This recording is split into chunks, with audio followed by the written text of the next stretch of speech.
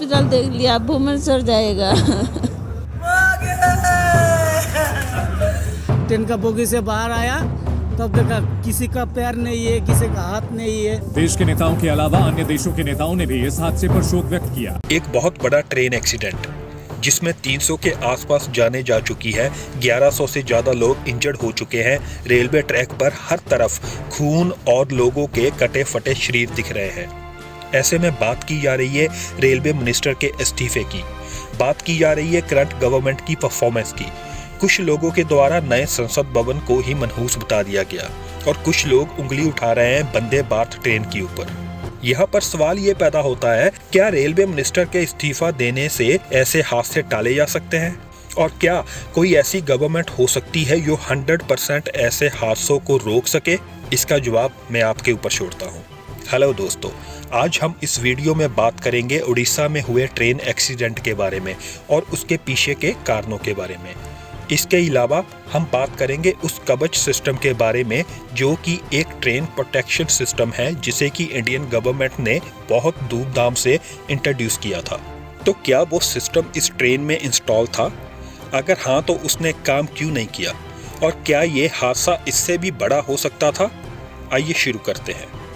शायद आप लोगों ने पीएम मोदी की वो वीडियो देखी होगी जिसमें वे एक मीटिंग में बैठे हैं और उन्हें उस ट्रेन एक्सीडेंट का सिमुलेशन दिखाया जा रहा है। ये ट्रेन सिमुलेशन उसी जगह का है यहाँ पर वो ट्रेन एक्सीडेंट होता है। आइए थोड़ा इस ट्रेन सिमुलेशन को समझते हैं। जैसे कि नॉर्मली होता है, यहाँ पर भी 2 रेलवे ट्रैक्स हैं जिसमें 2 अलग अलग ट्रेन पास हो सकती है, अप मेन और डाउन मेन। और इन 2 ट्रैक्स के साइड में है लूप ट्रैक्स।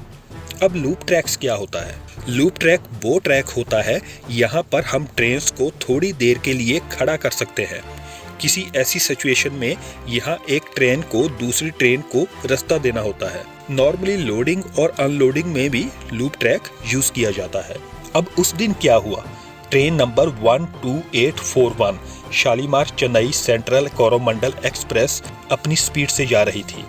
उसी लाइन पर एक स्लो गति से जा रही मालगाड़ी भी थी जिसे बोला गया कि वे अप लूप लाइन पर रुक जाए ताकि तेज गति से जा रही पैसेंजर ट्रेन पहले जा पाए।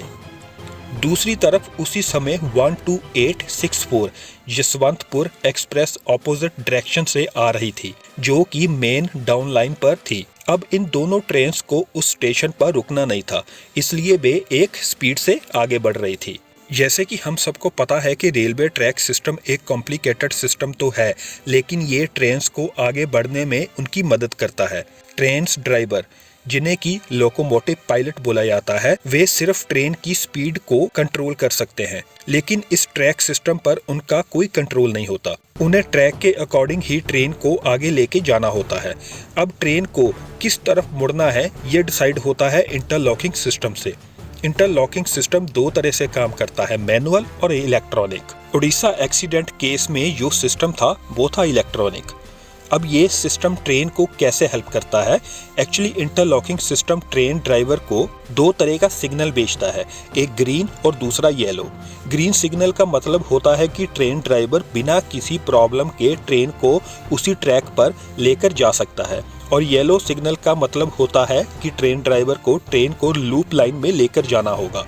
और अगर ट्रेन ड्राइवर ट्रेन को लूप लाइन में लेकर जाता है तो उसे ट्रेन की स्पीड को भी कम करना होगा ताकि वो ट्रेन को सेफली रोक पाए। अब बात करते हैं उस दिन क्या हुआ। अब जो बताया जा रहा है उसके अकॉर्डिंग ट्रेन ड्राइवर को जो सिग्नल दिखाया गया था वो ग्रीन था, जिसका सीधा सीधा मतलब होता है कि रूट क्लियर है, ट्रेन मेन लाइन से अपनी स्पीड से निकल सकती है। लेकिन आगे जाकर ट्रैक लूप लाइन की तरफ मुड़ी हुई थी और उसी लूप लाइन पर पहले से ही एक माल गाड़ी खड़ी थी जिसमें आयरन ओर था।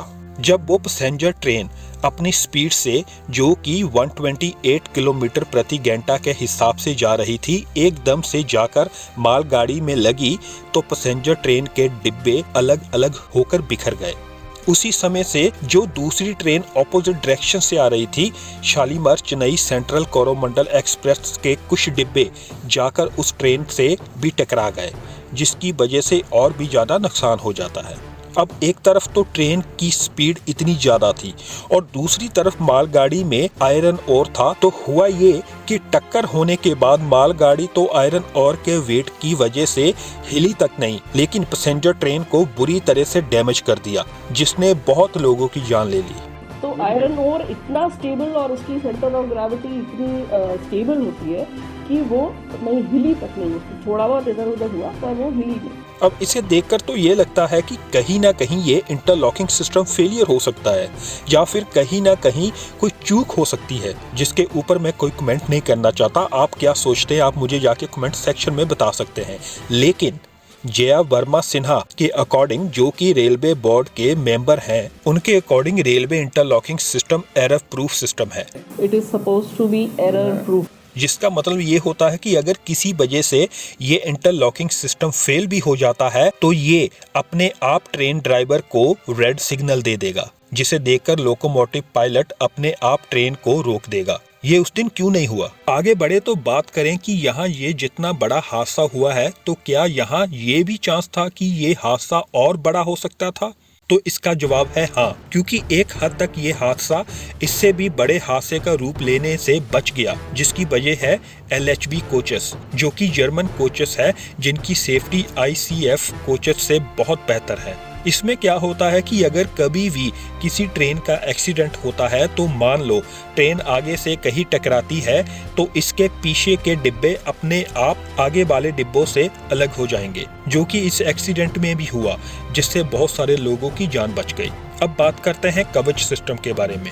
एक्चुअली कवच सिस्टम इन दोनों ट्रेन्स में ही नहीं था, लेकिन रेलवे मिनिस्टर की ओर से ये भी कहा गया है कि अगर कवच सिस्टम होता भी तो इस एक्सीडेंट को नहीं रोक सकता था, क्योंकि ये सिस्टम दो सिचुएशंस में काम करता है। एक, अगर ट्रेन रेड सिग्नल को क्रॉस करता है, और दूसरा, अगर एकदम से सामने से कोई ट्रेन आ जाए।